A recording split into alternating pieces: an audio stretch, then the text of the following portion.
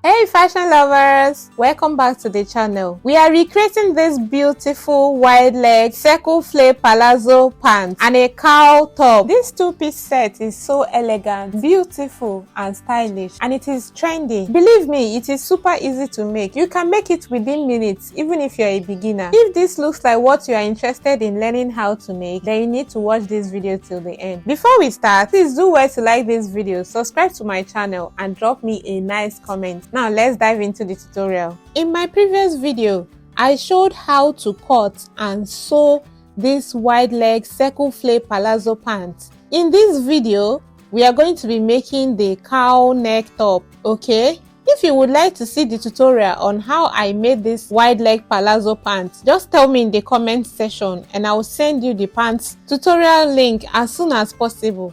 Or you can just browse through my videos tab to see the pants cutting and sewing tutorial. Now to make the top, we are going to be taking 3 important measurements. The first measurement is the cowl depth. That is how deep you want the cowl neck top to be. So you place your tape at the middle of your back and then take the tape all round till you meet the tip of your tape, okay? Just like you see me doing in the video.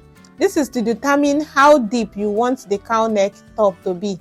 Mine is 42 inches. I got 42 inches depth. That means that the width of my cowl neck top will be 42 inches. Now the next measurement to take is the length measurement. So you have to place your tape at the middle of your neck and then extend it to the length that you want. The length of the top, okay? Mine is 29 inches. The next measurement we will be taking now is the armhole measurement, where we will be fixing the rope at the back, okay? Let me call it armhole measurement. So you take your tape at the middle of your neck and then take it to where you want the tie to start from. Mine is 14 inches. I want mine to start from 14 inches. You can measure up to wherever you want yours to start from, okay? Now let's dive into the tutorial. For the top, I am working with 1 yard of fabric. So I have the entire 1 yard of fabric folded into 2 equal parts. The first measurement we are going to be marking down is the width measurement. That is how deep you want the cowl neck top to be. I have 42 inches for mine. So I'll mark down 42 inches as the width of the fabric, okay? Then go ahead and cut it out. So this is what I have. I am going to cut out the length, okay? So we have gotten the width. Let us go ahead and cut out the length of the top. So I am working with length measurement of 29 inches. So I'll go ahead and mark down 29 inches on my fabric. You can measure your own top length and know where you want it to be, okay? Then go ahead and cut it out.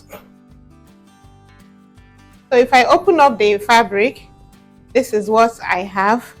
That means I have 42 inches by 29 inches length. This is it, 29 by 42 inches. So what I'm going to do now is to go ahead and fold one edge. The other side is the length. This is the width. So I'm going to go ahead and fold one side of the width. Okay, and then come back. This is what it looks like after hemming one side of the rectangle. Can you see? So what we are going to do now is to fold it into 2 and then fold like this. This is the wrong side of the fabric. I am going to fold in again as if I want to hem. Then I'll fold the other side like this again, like I want to hem, and then pin them together. So this is what I have, okay? So I'm going to go ahead now and mark down 1 inch on both sides. 1 inch like this and 1 inch down. And then connect. So I'll go over to the sewing machine now and stitch like this. So this is what I have after stitching on that point. This is it. So this is what I have. The next thing we are going to do is to fix the tie. I have already made my own tie. I had to join my fabric so that it can be up to the length that I want for the tie. And I have 2 pieces here. Okay. I had to give it a curve, kind of curve here, because I do not have enough fabric. Okay, so it depends on you. It depends on what you want as the tie. Here I have 6.5 by unfold. Each one is unfold. I have already stitched and torn each, okay, by 33 inches. So this is what I have. I had to stitch and turn it to the right side. Okay, what we are going to do next is to fix it to the bodies. That's the rectangular bodies that we have. Remember that we measured the armhole and we got 14 inches. That is where I want to fix this tie. Okay, if you want yours to come down, you can bring yours down, but this is where I want mine to be. So I'm going to measure from that point where I stitched on. I'll mark down the 14 inches. From that point where I stitched on, I'll mark 14 inches and then give it a notch. So this is what I have. Let me turn to the right side. This is the right side. So I'll get one of the tie and then place it on the 14 inches marking, okay, like this, and pin it down on the right side. And then I'll pin the other side as well. I'll pin from 14 inches. I'll go on now and stitch on the tie, okay, on both sides. And I will have to hem the down part, and I will also hem this part, okay, to make it very neat. So let me trim off this part. Let me trim it off and weave it. I don't want it to be bulky around the neck, so I have to trim it down. I am going to weave it now, okay. After fixing the tie, this is what we have.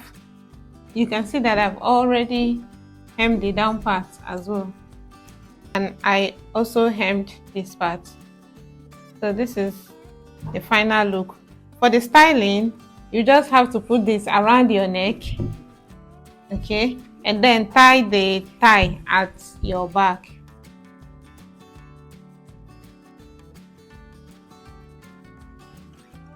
Let me put it on so that we can see what it looks like on me, okay.